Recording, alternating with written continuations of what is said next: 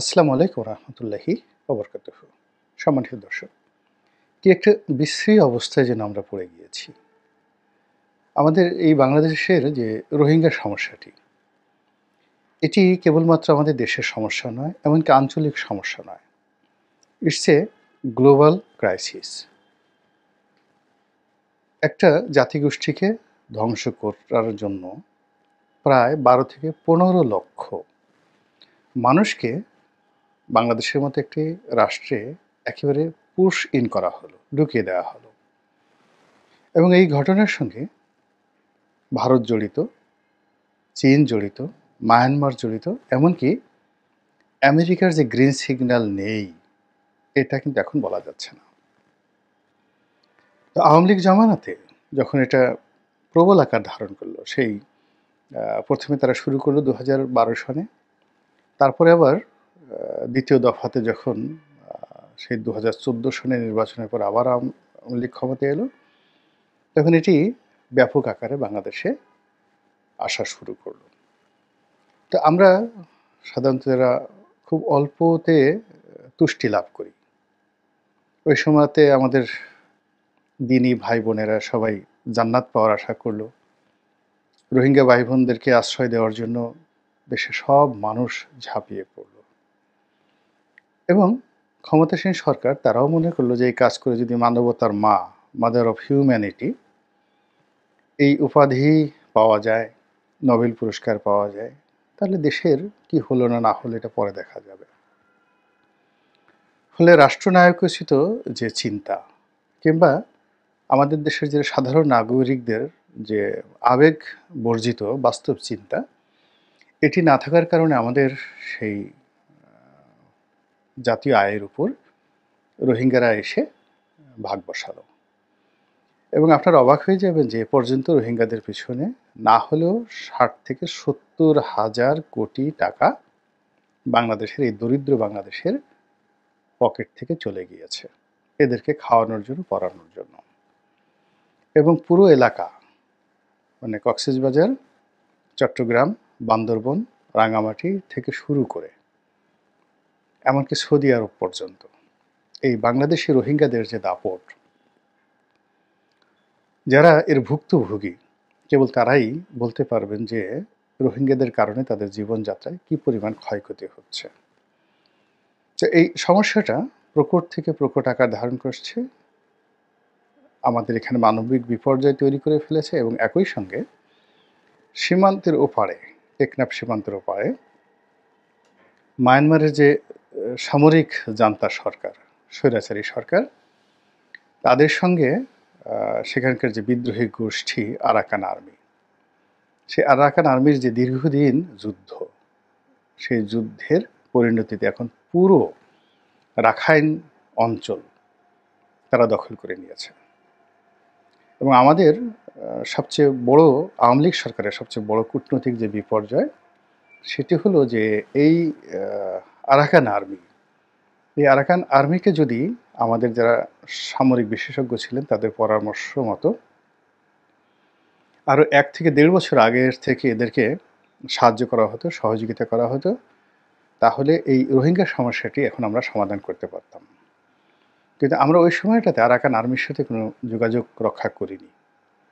রক্ষা না করার কারণে বাংলাদেশ সম্পর্কে তাদের ধারণা ভালো নয়।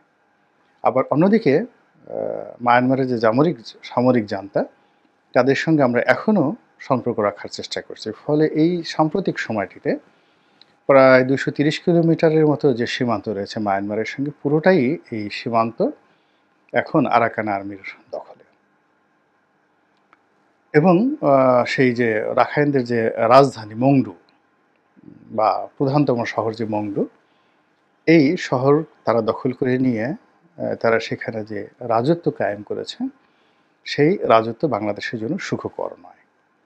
ইতিমধ্যে সেন্ট মার্টিনের সঙ্গে যে আমাদের যোগাযোগের প্রধানতম মাধ্যম যে নাফ নদী, এই নাফ নদীর উপর আরাকান আর্মির দখল এতটা শক্তিশালী তারা প্রতিষ্ঠা করেছে যে ওখানে বাংলাদেশি কোনো জেলের নৌকা, ট্রলার, এমনকি কোনো সরকারি যানবাহনও চলাচল করা যাচ্ছে না, চলাচল করতে পারছে না। আমরা দেখতে পাচ্ছি যে আমাদের নৌবাহিনীর বা কোস্ট গার্ডের যে বাহনগুলো তারা টহল দিচ্ছে বটে।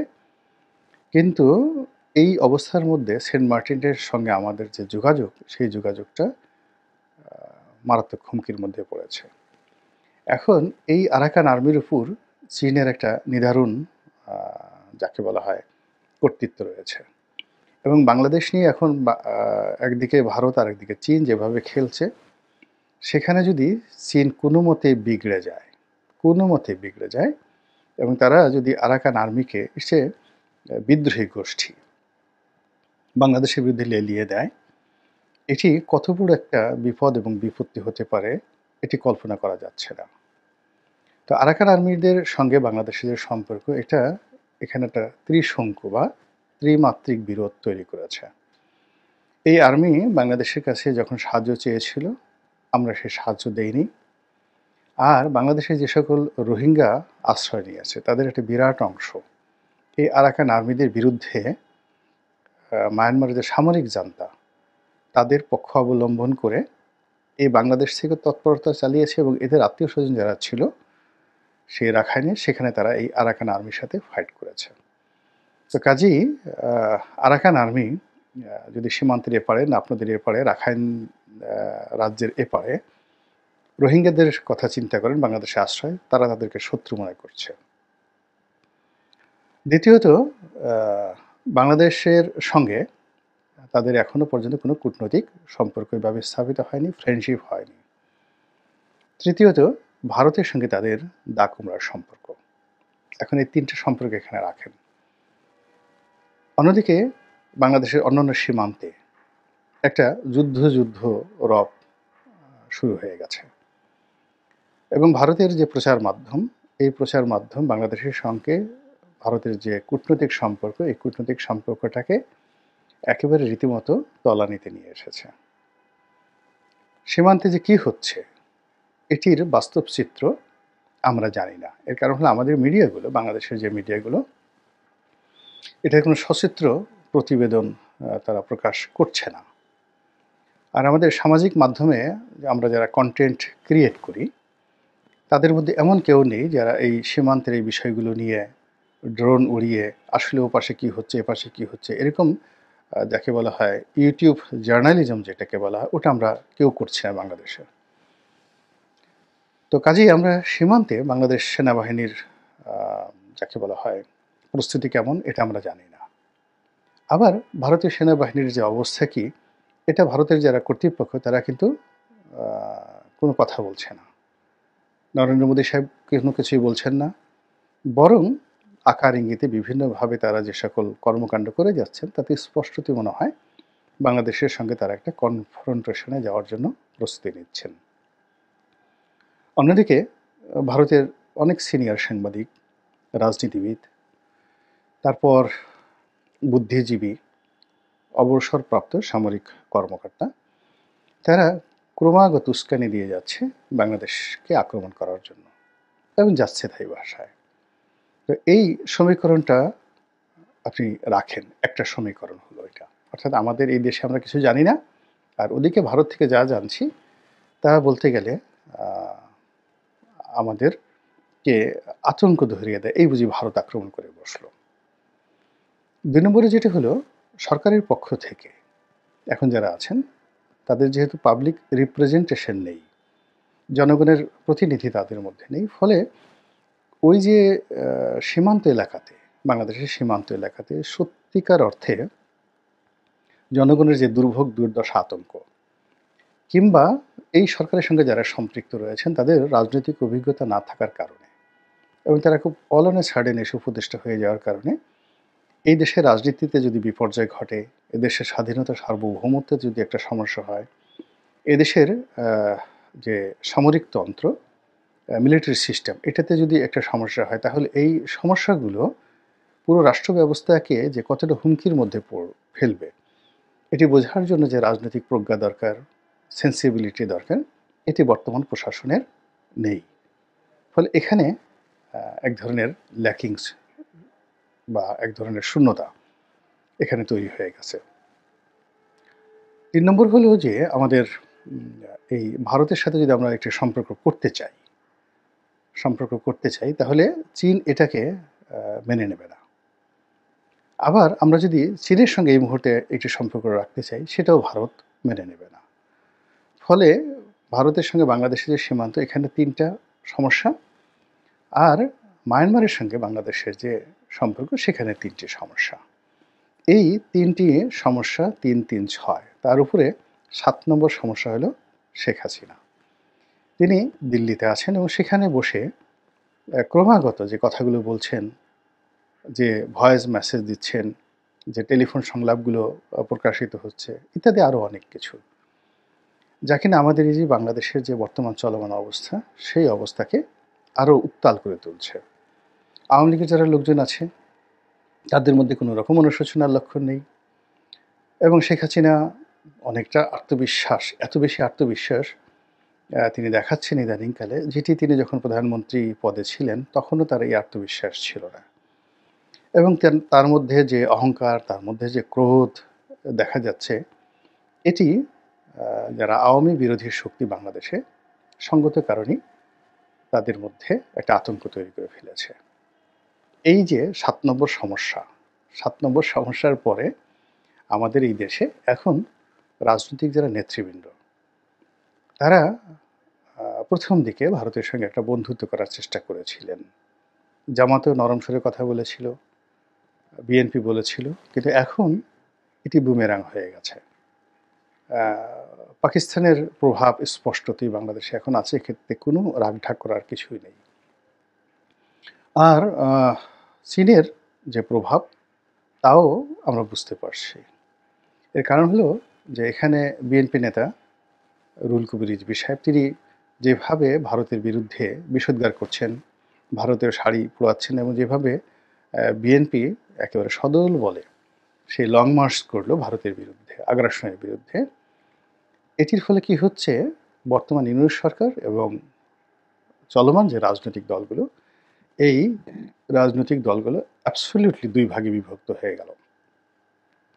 আওয়ামী লীগ এবং তার সঙ্গে যে সকল ১৪ দলীয় শরিক জোটের নেতৃবৃন্দ আছেন তারা ভারত, আমেরিকা এই বলয়ে চলে গেল।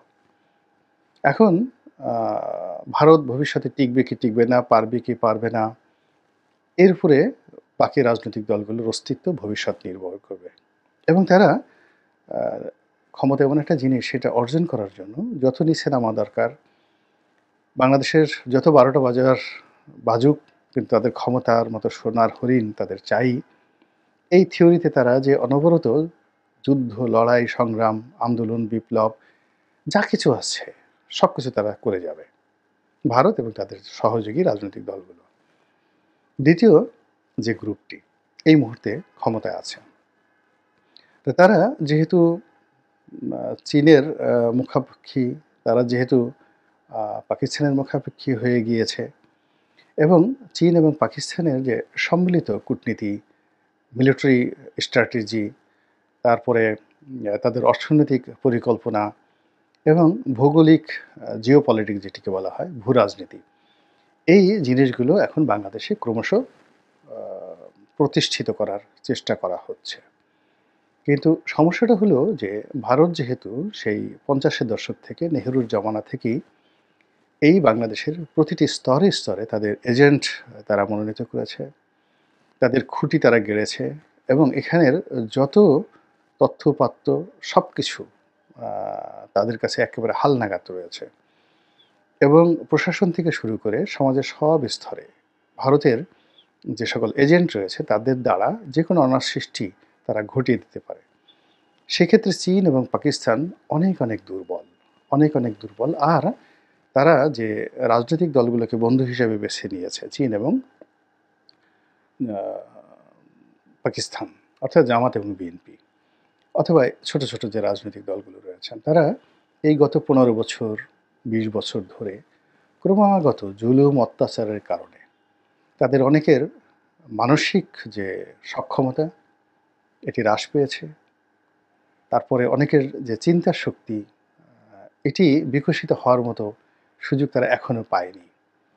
এরপরে নেতৃত্ব দেওয়ার জন্য যে সৎসাহস, ঝুঁকি নেওয়ার জন্য যে যাকে বলা হয় ঝুঁকি নেওয়ার জন্য যে যোগ্যতা দরকার মানব শরীরে, এটি সঙ্গত কারণেই এই ১৫ বছর কন্টিনিউয়াসলি একজন মানুষ বা একটা পরিবার বা একটা গোষ্ঠী, তারা যদি ১৫ বছর ২০ বছর ক্রমাগতভাবে অপ্রেসড হতে থাকে, রাতারাতি এসে তারা কোনো কিছুই করতে পারবে না। রাষ্ট্র পরিচালনা, যুদ্ধ করা, পালিয়ে থাকা, লড়াই করা, সংগ্রাম করা আলাদা জিনিস।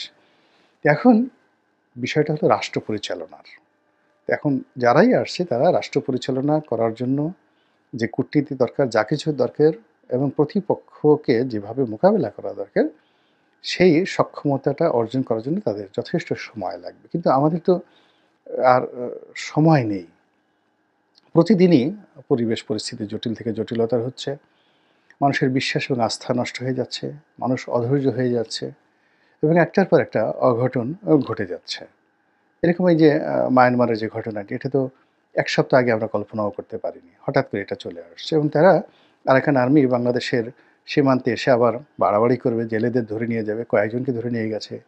এই জিনিসগুলো তারা করবে আমরা কিন্তু এটা ভাবতেও পারিনি। এভাবে প্রতিদিনই এই ঘটনাগুলো ঘটছে। ফলে কি হচ্ছে, আমাদের জনজীবনের যে স্বাভাবিক গতি, সেই গতি প্রোডাক্টিভ হচ্ছে না, উৎপাদনশীল হচ্ছে না। আমরা খেই হারিয়ে ফেলছি এবং আমাদের এই খেই হারানোর ফলে কি হচ্ছে, জাতীয় অর্থনীতি মুখ থুবড়ে পড়ার মতো অবস্থা। মহান আল্লাহ রাব্বুল আলামিন আমাদেরকে এই অবস্থা থেকে হেফাজত করুন, উদ্ধার করুন এবং রক্ষা করুন। এই প্রার্থনা করছি। আসসালামু আলাইকুম ওয়া রাহমাতুল্লাহি ওয়া বারাকাতুহু।